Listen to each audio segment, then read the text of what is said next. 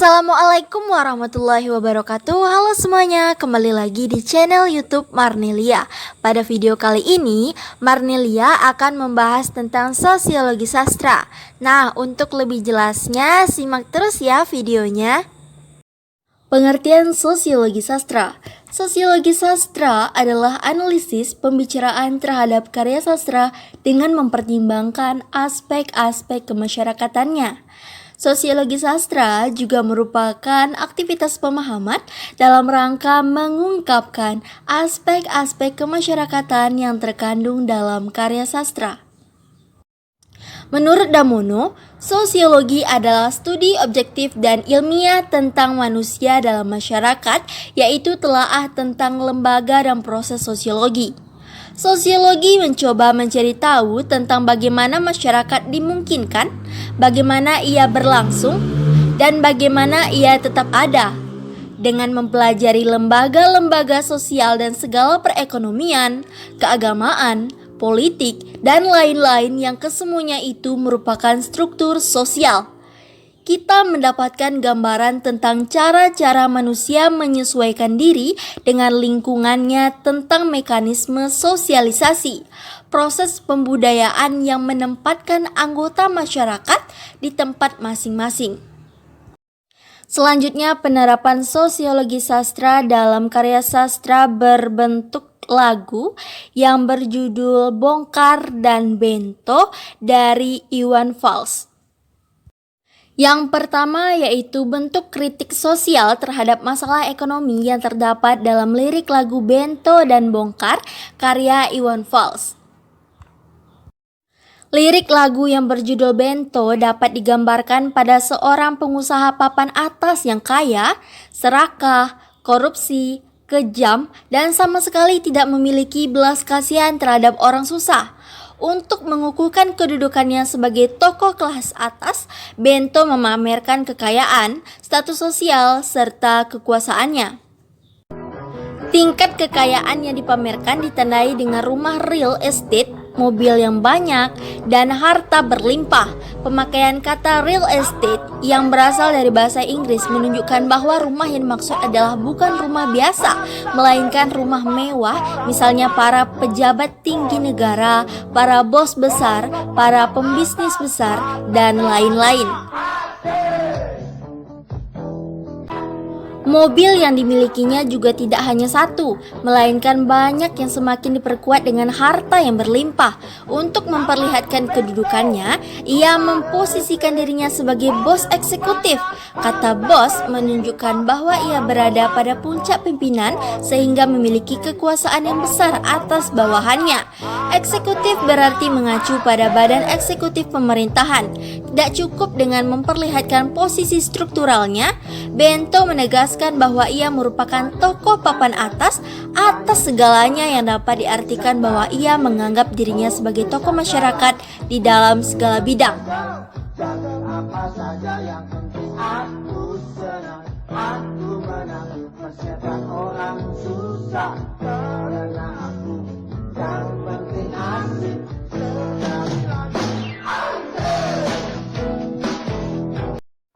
Selanjutnya yaitu bentuk kritik sosial terhadap masalah politik yang terdapat dalam lirik lagu Bento dan Bongkar karya Iwan Fals.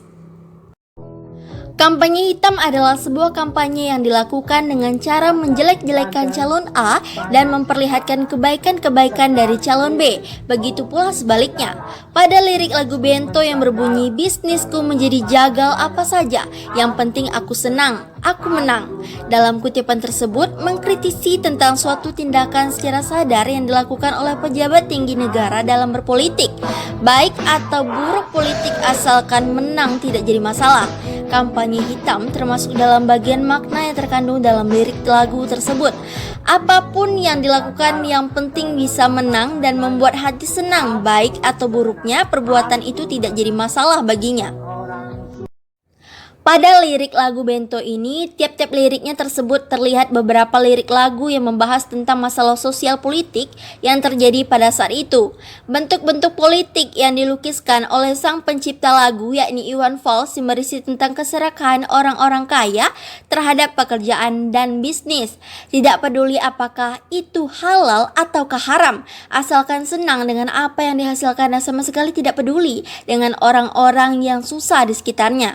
Ia juga berusaha memampangkan berbagai bentuk kekayaan yang ia punya untuk lebih membuat orang-orang di sekitarnya menghormati dia dengan alasan ia seorang bos yang bisa berbuat apa saja dengan harta yang ia miliki demi mewujudkan keinginannya tersebut. Selanjutnya, bentuk kritik sosial terhadap masalah sosial yang terdapat dalam lirik lagu Bento dan Bongkar karya Iwan Fals. Bentuk-bentuk kritik sosial terhadap masalah sosial hampir setiap hari diberitakan di media sosial seperti televisi, internet, radio, dan media cetak.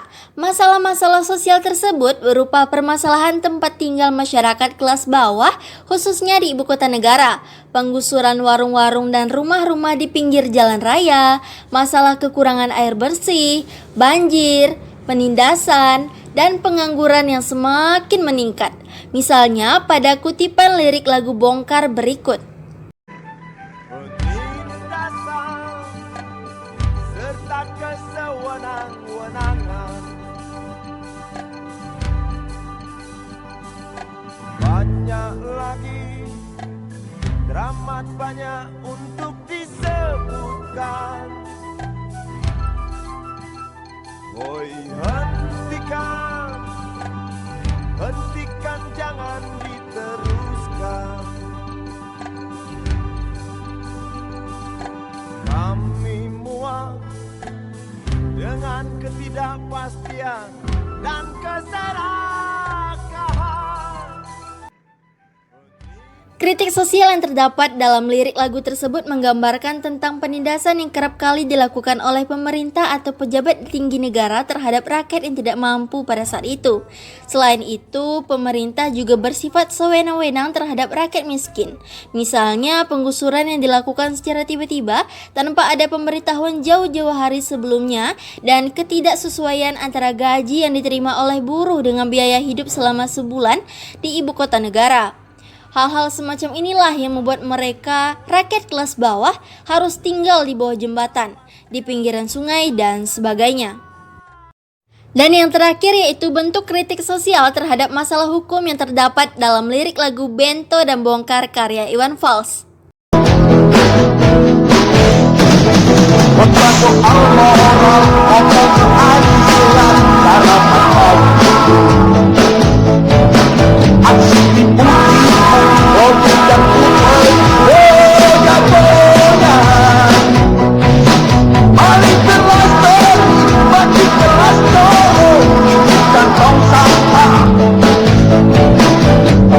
Yang mau berdatang padaku, sebut tiga kali namaku, Bento. Asik. Masalah-masalah ketidaktegakan hukum yang terjadi di negara Indonesia sangat tidak sesuai dengan Undang-Undang Dasar yang berlaku. Misalnya hukuman yang berlaku untuk para pejabat koruptor yang selama ini membuat para masyarakat resah akibat ulah mereka. Mereka hanya mendapat hukuman penjara selama beberapa tahun, padahal uang negara yang mereka korupsi selama ini rata-rata di atas 1 miliar. Siapa yang mau berdatang padaku, sebut tiga kali namaku, Bento. Asik. Dari penerapan sosiologi sastra pada lagu Bongkar dan Bento karya Iwan Fals ini dapat diambil beberapa kesimpulan, yaitu yang pertama, terdapat beberapa bentuk-bentuk kritik sosial dalam lirik lagu Bento dan Bongkar karya Iwan Fals, diantaranya bentuk kritik sosial terhadap masalah ekonomi, politik, dan hukum. Yang kedua yaitu terdapat adanya kaitan yang erat dengan realitas sosial zaman sekarang ini. Dan yang ketiga, pentingnya kesadaran manusia terhadap harkat dan martabat bangsa dan negara, serta pentingnya saling menghargai dan menyayangi sesama manusia. Nah, demikianlah video pembahasan kita tentang sosiologi sastra pada lagu Bongkar dan Bento karya Iwan Fals. Semoga dengan video ini dapat menambah wawasan kita semua. Dan terima kasih bagi yang sudah menonton.